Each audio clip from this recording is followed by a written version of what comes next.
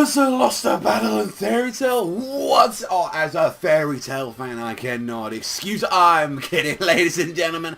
Well, we had a death battle recently, and it was the debut of Fairy Tail on there. And now, you know, guys, I've said some things about death battle in the past. Like, sometimes they have done some actual good fights that I generally do enjoy, but for the most part, I haven't enjoyed some of the stuff they had. It does seem, although they like bringing into a lot of the time facts and, you know, all this other good shit that they always bring into it, sometimes it does feel a little bit biased with some of the things that they've been saying, and also as well, they do add in some ridiculous stuff. I mean, also we're talking about the Superman and, like, you know, going into the Goku stuff, but we won't be getting into that stuff because there's so many iterations of fucking, like, Superman at this point. But the time to talk about is One Piece versus Fairy Tail, mainly the two swordsmen of the series being Zoro versus Erza.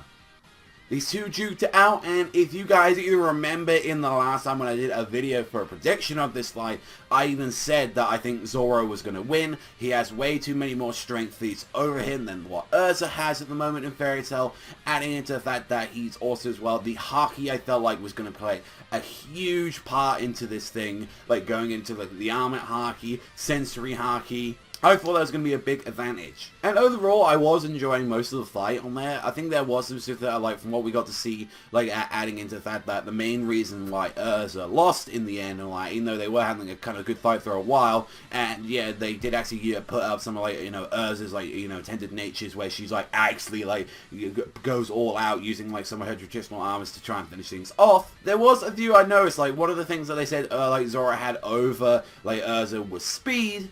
And I'm thinking, if he was such a fast opponent in the first place, then why did, like, Erza has a complete armor for that? That, like, apart from the fight, like, the fight was like, oh, I had a few nitpicks here and there. It's like, you know, if the fact that, like, you know, Erza's got, like, having a problem with speed, then, yeah, obviously she would have used something like a flight armor in there. Plus, there was a lot of omissions with, like, with some of their armors. Like, I think, like, the Nakagami wasn't there, like, at one point. And then again, like, I don't really think that the Nakagami would have really, honestly, done that much against him. Because that was the thing. I believe they said, like, one of her other armors was, like, one of her strongest. And then, yeah, that was clearly wrong, since it was mainly the Nakagami can cut through space. But then again, I'm still on the side of Zoro here. Zoro has actually been trained by some of the, like, you know, the greatest swordsmen in the One Piece universe, mainly Mihawk. Like, adding to the fact, even though, like, I don't care too much for some of the stuff that went on with Dressrosa, I didn't like the fight that he was having with Pika. Pika is an incredibly strong, like, person that he had to go. He was a giant mountain rock man,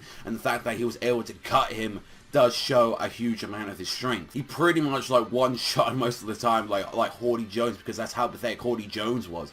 But overall and all that, even if we was taking out the speed side, I think Zoro in the end will sort of won in the end of the day. He has that, he has his Haki, and, like, generally, like, a lot of the techniques that he did have, and, like, Santorio, all that stuff, like, you know, I think that would have put Erza at a huge disadvantage. But then this is the kind of the end of the video where I'm like, this is the one video where I'm like, okay, you're like, well, with Death Battle, I'm actually a lot more finer with this one. Like, I accept it, you know, I'm not going to be here like a salty little bitch, like, adding into the fact of it. Like, if anything, maybe they might get another Fairy Tail character in the future. Maybe I might appreciate that. Maybe we might get Natsu in somewhere, like maybe Natsu versus Ace or anything like that. I'd appreciate that, or anything else that they do have planned in the future on there. But I think this is probably one of the less anime fighting ones and all that I've been less annoyed at, because one, it was two anime characters going against each other, and then even two, when you thought about it, where it's like, well, Zoro's fucking really powerful. Like, he's not broken OP, but he generally is powerful, and, like, the few disadvantages that he had was, like, some stuff that Erza could not really counteract with. But that doesn't mean, like, going into side that it does mean I am a little bit upset with the Erza battle. Of course, I would have liked to see her win, but let's be honest, I think Fairy Tail characters win